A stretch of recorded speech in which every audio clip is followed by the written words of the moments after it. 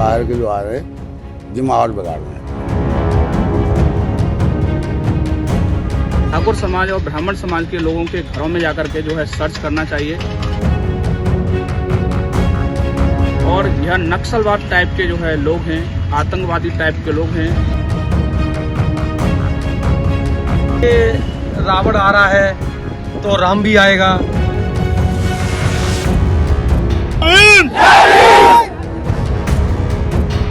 ये पता होने के बावजूद भी पुलिस फोर्स को जो है ज्यादा लगाना चाहिए।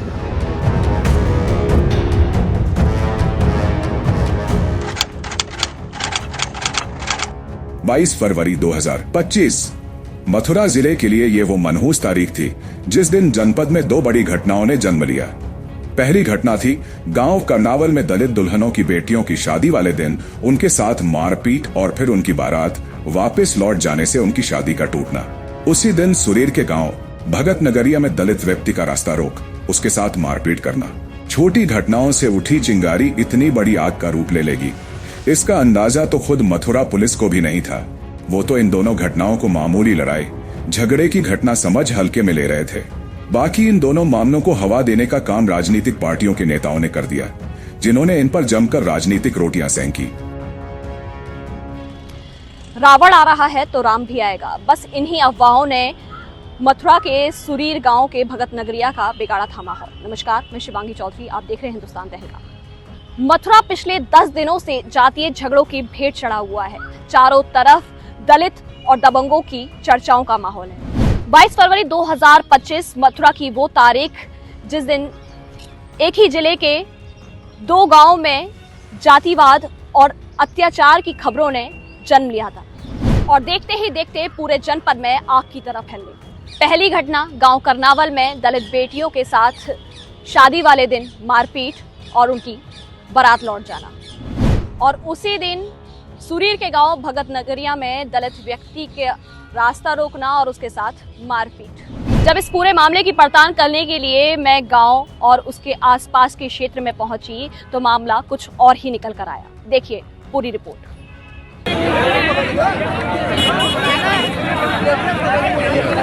आपस में वाला लगना वही किस बात को लेकर हुआ? जिन हमारों का कौन ही मार दे के कहेगो कौन के ऊपर वही। अच्छा, विवाद के बाद गांव में क्या हालात है? अब तो हालात बढ़िया हैं। दो पार्टी में मौजूद दो है, दो जन से गोली चली और दो रिपोर्ट रह गई। अब हालात सब बढ़िया है। बाहर के जो आ रहे दिमाग बिगाड़ रहे हैं। गांव करनावल में दलित दुल्हनों की बेटियों की शादी टूटने के मामले से तो आप सभी परिचित हैं। आज हम आपको सुरीर के गांव भगत नगरिया की घटना के बारे में बताएंगे, जिसके बारे में जानने के लिए खुद हिंदुस्तान तहलका की वरिष्ठ संवाददाता शिवांगी चौधरी गांव और घटना स्थल पर पहुंची और पूरी पड़ताल की। सुरीर के गांव भगत नगरिया में दलित व्यक्ति की बाइक का रास्ता रोकने को लेकर मामूली कहासुनी हुई थी, जो कि मारपीट में बदल गई और फिर ये मारपीट गोलियों वाली लड़ाई में जाटव और ब्राह्मण समाज दोनों की ओर से जमकर फायरिंग की गई। मामला पुलिस तक पहुंच गया। पहले से बात ये थी कि सन 2022 में इन्होंने हमारे भाई के साथ मारपीट की थी। उसमें SC/ST एक्ट का मुकदमा चल रहा है, तो उसके फैसले को लेकर इन्होंने कई बार दबाव डाला है। हमने उस फैसले को मना कर दिया तो इन्होंने कई बार धमकी दी कि हम तुम्हें मारेंगे या गोली के बल से करा लेंगे राजीनामा, तो हमने उसको मना कर दी।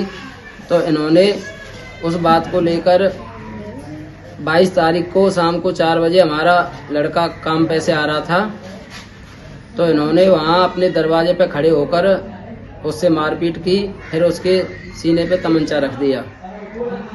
फिर उसकी वीडियो हमारी भतीजी ने बना ली, तो उसके पीछे पड़ गए कि मतलब या तो वीडियो को डिलीट करने, हम तुझे भी मार देंगे। फिर उसने डिलीट नहीं करी तो वो दूसरे के घर तक आ गए पीछे पीछे के, इसको डिलीट करने तो हम तुझे मारेंगे और तुझ में भी गोली मार देंगे। उसने मना कर दिया साफ कि मुझे चाहे मार दो चाहे कुछ भी कर दो, मैं डिलीट नहीं करूंगी। फिर उन्होंने यहाँ आके मारपीट की। दोनों तरफ से नैका हमने हाथ जोड़े, समझाए, वो नहीं गए। फिर एक बार वो अपने घर पे चले भी गए तो उन्होंने राइफल और कुछ अवैध हथियारों से गोलीबारी की। उसमें एक हमारे भाई की गोली लगी है और हमारे पिताजी के चोटें आई हैं। सिर में चोट है, एक हाथ खत्म है, उसमें चोट आई है, पता नहीं क्या मारा है। सब कुछ शांत था। फिर इस मामले को हवा देने के लिए भीम आर्मी चीफ और नगीना के सांसद चंद्रशेखर आजाद का नाम सामने आया कि वो गांव में दलित परिवार से मिलने आ रहे हैं, जिससे स्वर्ण जाति की ओर से एक बात फैली कि रावण आ रहा है तो राम भी आएगा। जब गांव में ये सब चल रहा था तो पुलिस आंख बंद करके तमाशा देख रही थी। चंद्रशेखर आजाद के दौरे से पहले ही गांव में माहौल बिगड़ चुका था। एक रात पहले कुछ शरारती तत्वों ने भीमराव अंबेडकर की प्रतिमा को तोड़कर उसे खंडित करके आग में घी डालने का काम कर दिया। दूसरे दिन चंद्रशेखर आजाद के दौरे पर पहुंचे तो पथराव की खबर सामने आई, मगर पुलिस इसका खंडन कर रही है। मगर इस दौरे पर चंद्रशेखर आजाद के काफिले में शामिल लोगों ने कई लोगों पर हमला बोला और मारपीट की। सुरीर के रहने वाले हैं, उनकी लड़ाई से हमें कोई मतलब नहीं है, लेकिन मैं उनकी जो इन्होंने यहाँ पर जो कृत्य किया है यह बहुत ही निंदनीय है। बाबा साहब की प्रतिमा को उन्होंने तोड़ा है और यहाँ की जनता में काफ़ी आक्रोश है।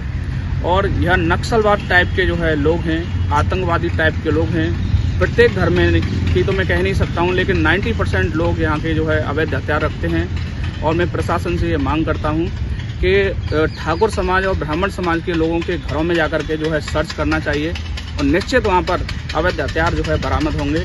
और हमने खुद वहाँ जब देखा भगत नगरिया से तो अवैध हथियार उस घर में से भी पुलिस ने जो है बरामद किए हैं।